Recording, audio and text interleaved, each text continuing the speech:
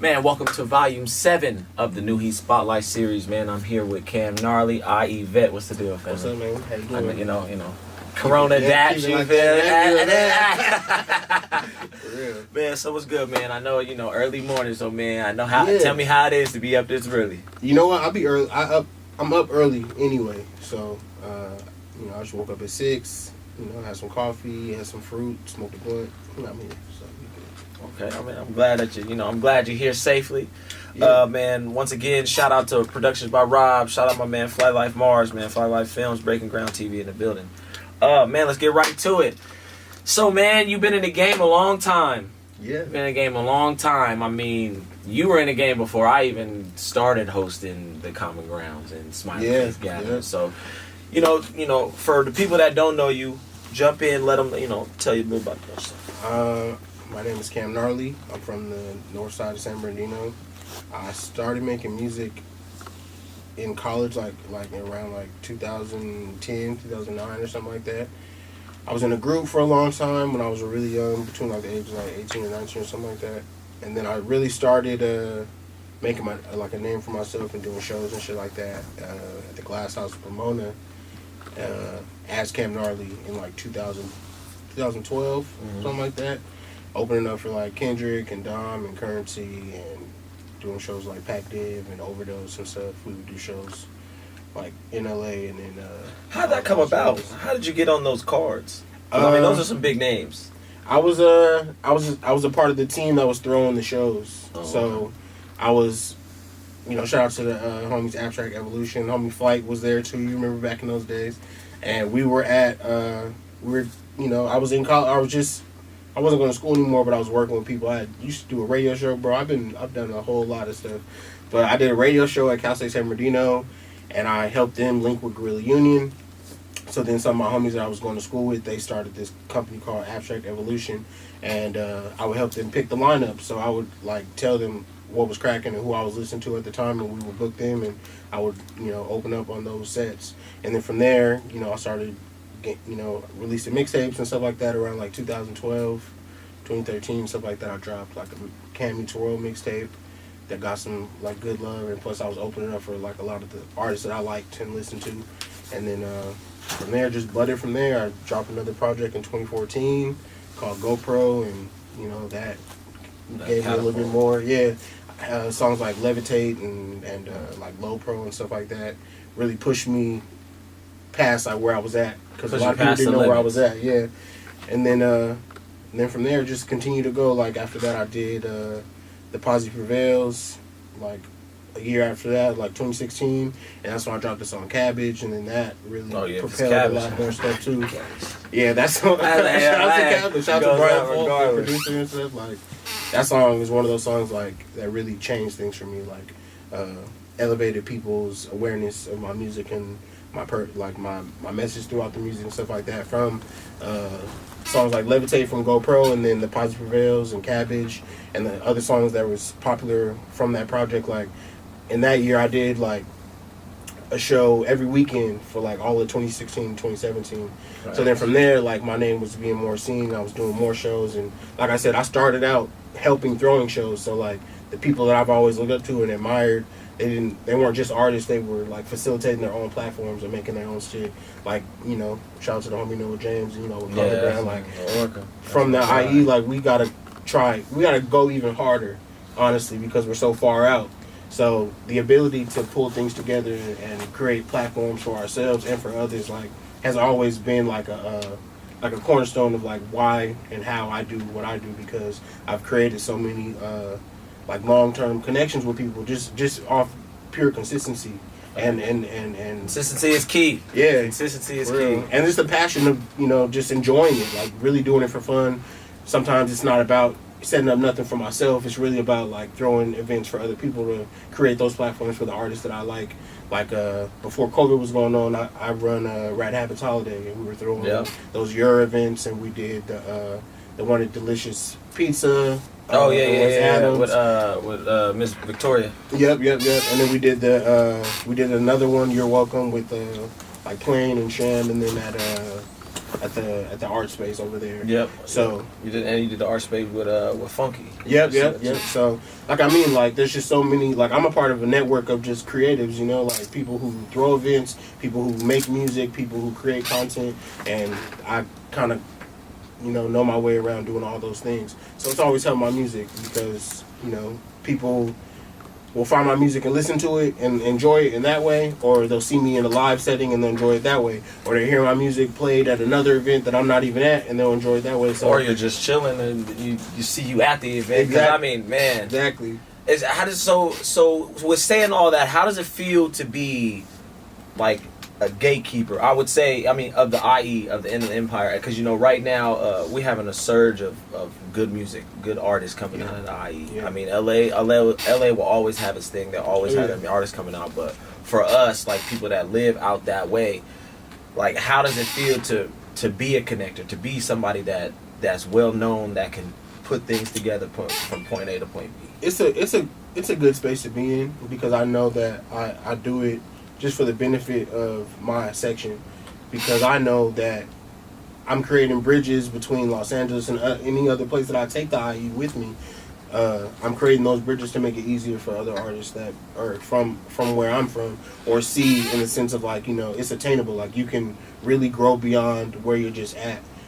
You know, for me, I don't even look at myself as just like an IE artist, or, you know, I was born in LA too. I don't see myself as just like an LA person. I always grew up going back and forth, just about how my pops and my mother met. Like, I was always going back and forth. So outside of that, it's dope to just be able to be like a proprietor of good music, quality music out of California. Like, because for us, especially in the IE, it's like a melting pot, you know, because we're such a big county, like the biggest county in the whole U.S. So we have no choice but to be a melting pot of so many different things and so many different scenes in the music community out there. So it's dope to be able to just throw the lob to people, or just create platforms for people to get seen. Like, you know, because like I said, like, it makes it easier, and it keeps me inspired too, because I'm always finding new artists and new stuff that's going on that keeps me like, oh, this is dope. Like, I want to check this person out, or, you know, give them a platform so people can see what I'm seeing. Okay, so tell me who you got your eye on personally that you've been listening to. Yeah. Right now, I mean, my homie from San Bernardino, Do the Damn Thing, he's fucking cracking right now. Man, I've known him for a long time. Him everywhere. Yeah, man, he's a really, really dope lyricist. I hope nothing but good stuff for him. But yeah, like him, I'll be checking on him, and then who else? There's like other like indie bands and stuff that I listen to. I got a Rialto, like the homies Brain Story and stuff like that. And then just the people I've, you know, came up with and that I see still continuing to push it and go hard, like Noah and Lisa, like Stevie, like Cam Archer, like, you know, like just the guys that, you know, we'll be seeing all the time. Like an all-star team to me. I mean, I can't front, like, you know, we've got really great artists, you know, that really have grown and changed in different ways and done a lot of stuff that, you know, some artists have not been able to do. Like, you know, we've been lucky enough to be able to push our sound and do our music, and, you know, and be able to be on festival stages and tour stages and stuff like that, and have like the opportunities that some people really would want. Like, I've been able to get off the strength of just like, I'm doing this from a very pure place. Like, I really enjoy making music. I really enjoy facilitating music. Like, that's some shit that's just like embedded in me before even music. Like, my family, like, that's how we came up. Like, we help each other. Like, I come from a really big family, so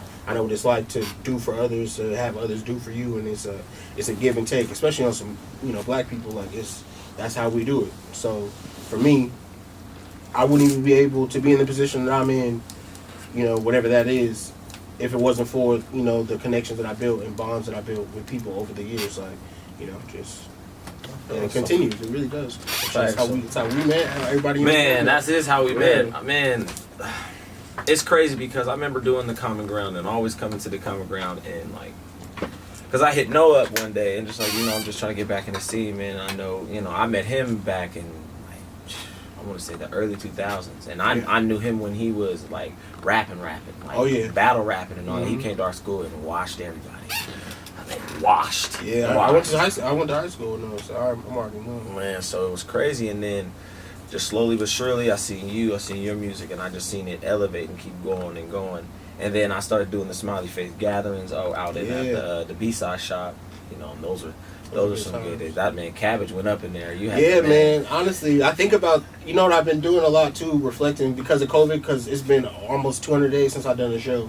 And I'm very used to doing shows. You know, it's a big part of the way people find my being music. out there. Yeah, so it's been interesting to adjust, but I've also found the time to tighten up loose screws and stuff like that because I was so active. Like what? Performing. What did you think that you were lacking that you had to, that you had to tighten up? Just like business side stuff, like, you know, just making sure there's a more of a foundation should things, you know, should like the Should things availability, happen, you can't go out net. on stage anymore. I'm like, okay, like, damn, I will move a certain amount of units of merch throughout the months of selling stuff. So I'm like, okay, so now that prompted me to have the time to set up my web store and stuff like that, and also focus on, you know, visuals and stuff that I wasn't able to have the time to do because I had my hand in other pots, like I said, like throwing events and helping other people throw their events and creating content for other sites on top of just the shit that I'm doing for my own music. So I was able to really, you know, like, the hustle didn't stop. It just like got more refined and shit because, you know, what was going on or what is still currently going on. So that's really been dope, like really just tightening up those spaces. But like I the way I look at it, it's just like it's like a really good time to refocus. Like, so that's really all I've been on. Like, I feel it. I mean, it's always good for time to reflect, you know, Yeah. always time to take, you know, be self-aware of the things that you're doing, especially your craft. So then now that you spoke about COVID and, you know, about you doing shows and you're not used to not being on the stage, tell me how you've accepted or you're blending into or you're transitioning into virtual performances. I've done a lot of virtual performances. Tell me how that goes, because I know that's kind of, you know, seems, it varies. It depends on the setup, like who's setting it up. Like now I'm just about to get into like a whole bunch of like technical stuff, but like it depends on who, like how you're doing your setup, because you don't want to lose quality. Like for me, it's just about the quality aspect. I've done some live streams that the quality suffers, and it's a good opportunity to like talk to the fans and like people who to tap in, people who would usually go to shows or support or buy things like that, like are able to still support in that capacity. But you know, it's really just about the quality. So like doing a live stream, I don't want to give up too much, but I do have like some stuff coming up that will make it a little bit more like virtually accessible to see the music and listen to it in a live format. So I mean, you got to tap into everything. yeah, I mean that's what I mean. Like I feel like I may have been looking at things one way before, and then once that way was blocked, you know, my natural adaptability is like, okay, like what can we do now?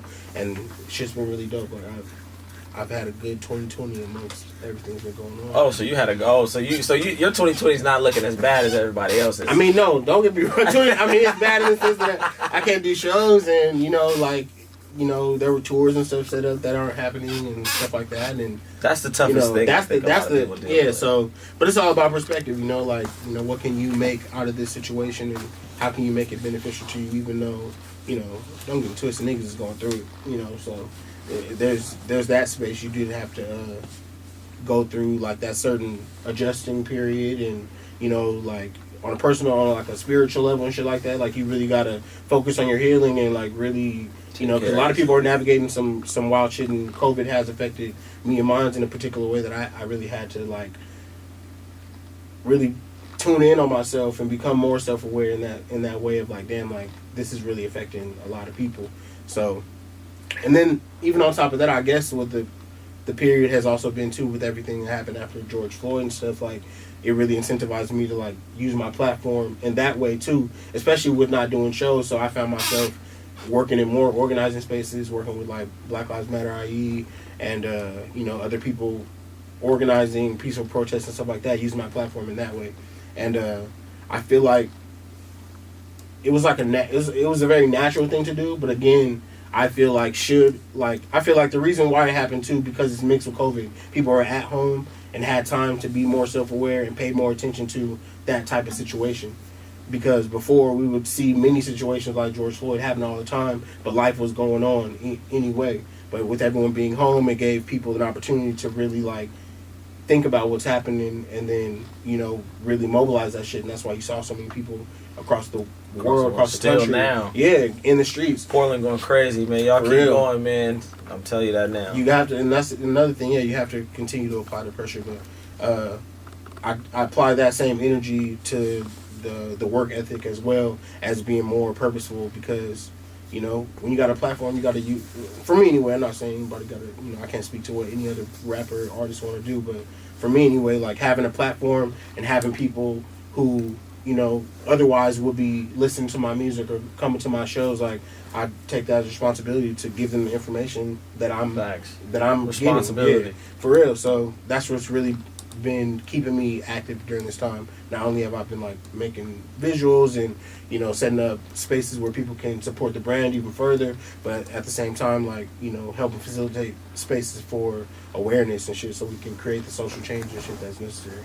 Okay. So now, what has been your favorite feature before we get into 333 Hertz? What has been your favorite feature from That I've done or that I have from the last projects that you've done? Well, and from other artists, because my favorite one is the With Assad. Yeah. Yeah, I like that. I like that That's one. my favorite one. I really wish I could have linked with y'all to get the video. That was popping, a good day bro. too. Yeah, Man. that was a dope ass day. I really had a good time. Shout out to Assad, man. Yeah. Shout out to homie David Forrest. Cause man, that's Yeah. a movie. Yeah, that song is hard. I love that song. But you're asking what's my favorite feature that I've done or That you've done. Okay. Damn. That Assad one is a good one. I do like that one. What else? I got this one. Me and Noah have a bunch of songs together. Yeah. Before we had a bunch of songs together, I did a verse on a song called Sermon Chocolate, and I like that one too. Because I ended up doing that verse later on at Low End Theory before it shut down, and just seeing, you know, that's what I really miss, like that big crowd, bro. Like I miss the big energy of the crowds. I miss being able to walk in and grab a drink first, You feel and me? then Like, walk up on stage. yeah. What's up? It's Hey, yo, different. it's Yeah, different. It's completely different, especially doing it from the crib wherever you at. It's different. But I think outside of that feature, what's my favorite one? I got one more. You know what?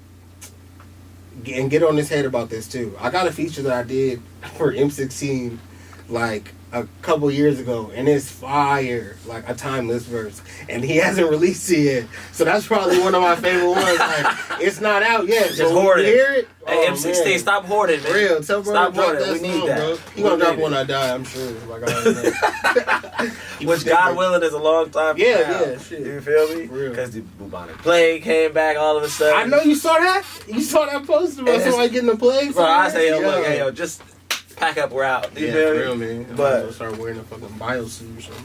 Man, but all right, man. Let's get right to it. 333 Hertz, man. What's the Yeah. deal? Man, that project. Shout out to everyone listening to that project, especially with COVID. I find it really interesting. You know how I am, bro. Like with alignment and shit like that, and the way I be thinking about stuff. I found it very interesting that after dropping Nirvana and having such a good year with Nirvana, like that project was streamed like crazy, more than any of my other music prior.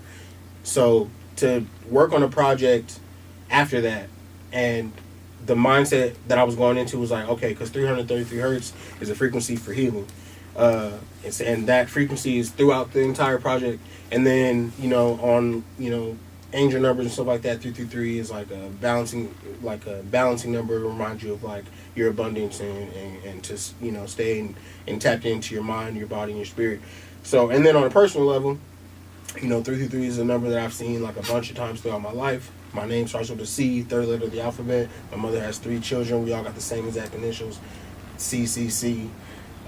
It's just like a whole thing. It's been around a lot. So to focus for the focus to be like that intentional with all aspects of the music, and then for COVID to happen in a time where people should definitely be focusing on their healing, like in the sense of like making sure your mind is right because things are weird and you got to navigate it, making sure your spirit or like your body, your immune system is right and shit like that, because you really got to combat fucking invisible illnesses and shit like that. So I find it dope that people are listening to the music and it's about healing before I even knew what was about to come. So that project is just about that kind of energy. reignited, and then like all the homies that I have on the project too, Airplane James and Triz and Richard Wright and Waju.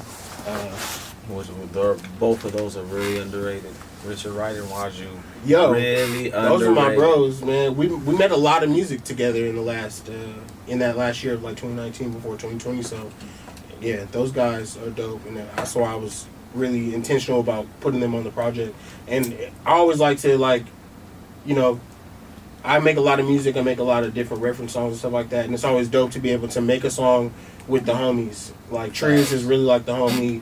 Waju and Rich are like really the homies. We've known each other for like a really long time. So making those songs were easy. Like there weren't none of those verses were mailed in or any of that. Like it's authentic, organic, we made all in the those. studio. Even the one with me and Plain, like Mary Jane, like I made the track and stuff like that, but we were together in the room when we were recording it and stuff like that. So you know, all those verses were really organic, and I feel like that's a big part of my music is the fact that it is always organic, and I focus on the growth. Like I don't want to give you a project that sounds similar to the last one. Like I want you to feel the growth and the expansion in the sound, and then the topics, and then like the overall rollout for the entire project. I want you to feel the growth, and I feel like that was like really apparent in this one. So yeah, 333 is just about healing, man. It's dope that people are really vibing with it. Okay, man. So before we get out of here, man, I need two things from you. Well, of course you're gonna tell the people, you know, how to find you and all that. But man, when you gonna put me on the track, bro? You wanna go on the track? After we, you know, off camera, I'll play some stuff. You know, man, give me a little spit. Yeah. I'm actually about to drop I don't know when this is about to drop, but I will be dropping a new visual from 333, a video called Too Much that the homie Audio King produced. Shout out to Victor Hernandez and DPGS. We shot the visual out in the city of Orange, but it's a dope video for one of my favorite songs off the project. But that's about to come out next. Man, I mean, it's good to know that you got stuff coming and it's COVID. Oh yeah, I'm glad that you staying safe, sane, and healthy. I'm in the crib. Yeah, that's exactly what I'm doing. I'm staying safe, sane, and healthy. I'm about to, you know, I feel bad that I can't be out there with the people like we used to and stuff, but I wish that I could get out there with the people, man. I got true kids. Oh yeah, I got a niece, but that's the only thing. I ain't got a niece. I don't know kids, man. But hey man, just hold off. I work at the school district. Find a marriage first. Find a marriage first? Find a marriage first. My brother just got married. Shout out to my bro. He's had his 1 year anniversary. Hold it down, you feel me? Hey, because not a lot can. Not a lot can. Hey, yeah, they doing good. But yeah, that's what I've been on. Like, you know, I'm about to drop a web store so people can support the merch and support the brand. So, you know, since we can't be in person anymore like we was, you know, you can still support. So I'll be having a camgnarly.com coming out, and I have like a bunch of Posi Waves merch and 333 merch from the album and just Cam Gnarly stuff. So music videos and exclusive stuff. Well, I'm glad to hear it.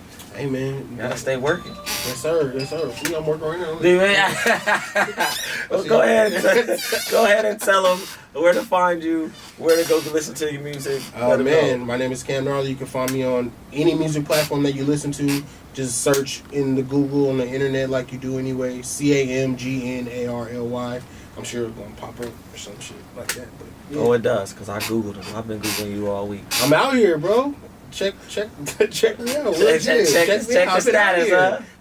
Ask Flight. Tell him, like, bro, I've been out here. I'm doing this, bro. Alright, man. Well, you already know it's Cam Gnarly. It's your boy MJ, man. Appreciate you. This is New Heat Spotlight. Peace. Stay positive.